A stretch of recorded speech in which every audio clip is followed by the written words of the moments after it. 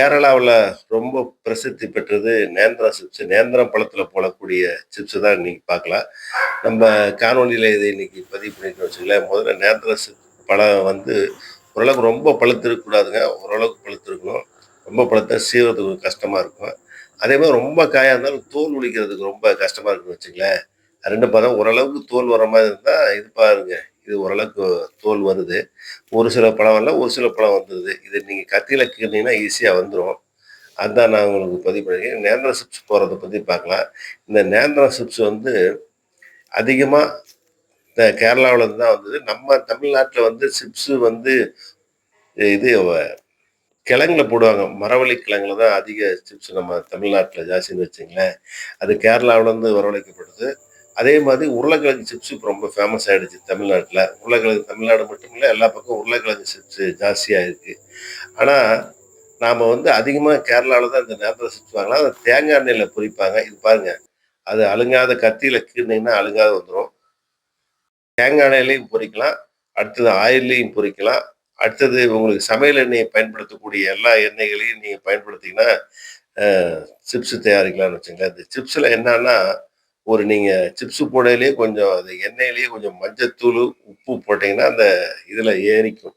அந்த சிப்ஸ்ல போயிருக்கும். நீங்க நேந்திரம் பழத்த சீவையில நாங்க வச்சிருக்கிற பாருங்க, எண்ணெயில முழுமையா சீவி சீவி விடணும்னு வச்சுக்கங்களேன். அது வந்து ரொம்ப கரெக்ட்டா பார்த்துச்சுன்னு எங்களுக்கு கொஞ்சம் புதுசா வாங்கினதுனால கொஞ்சம் ஷார்ப்பா இருந்தது. பார்த்து சீவணும், இல்லாமனா கைய சீவிப்புடும் அப்படின்னு சொல்லுவாங்க. கைய சீவிப்புடும். ஏன்னா புதுசுங்களா. அதான் பாருங்க டக்கு டக்குன்னு எண்ணெயில சீவி விட்டீங்கன்னா சரியா போயிரும். எண்ணெயில சீவி விட்டதுக்கப்புறம், பாருங்க கொஞ்சம் மஞ்சத்தூள், உப்பும் ஏற்கனவே சொல்லியிருந்தேன். அதில போட்டீங்கன்னா, நல்லா அது உப்பு மஞ்சத்தூள் மஞ்சத்தூள் வந்து அந்த கலருக்காக. வேற ஒண்ணும் இல்லன்னு வச்சுக்கங்களேன்.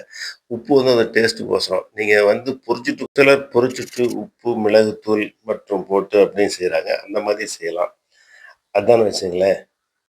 சிப்ஸினுடைய காரணமே அதனுடைய நிறம் தான். நிறம் மஞ்சளா இருக்கும். வேற எந்த விதமான நீங்க உருளைக்கிழங்கு சிப்ஸ் பார்த்தா கூட இப்படி மஞ்சளா இருக்காதுன்னு வச்சுக்கங்களேன். இதுதான் நல்லா மஞ்சளா இருக்கும். மஞ்சளா இருக்கிறனால நெறைய பேத்துக்கு உருளைக்கிழங்கு சிப்ஸ விட, குச்சிக்கிழங்கு சிப்ஸ விட இந்த நேந்திரம் சிப்ஸ் பிடிக்கும். எத்தன பேத்துக்கு நேந்திரம் சிப்ஸ் பிடிக்கும்னு கமெண்ட்ஸ்ல சொல்லுங்க பார்க்கலாம்.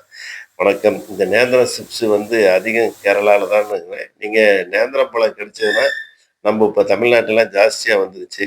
இந்த நேந்திரம் சிப்ஸ் எல்லா கோயில்களுக்கும் போறப்ப எல்லாரும் வாங்கிட்டு வந்து குடுப்பாங்க. இது குறிப்பா சபரிமலைக்கு போறவங்க மற்றும் கேரளா டூர் போறவங்க கட்டாயம் வாங்கிட்டு வந்து தருவாங்கன்னு வச்சுக்கங்களேன்.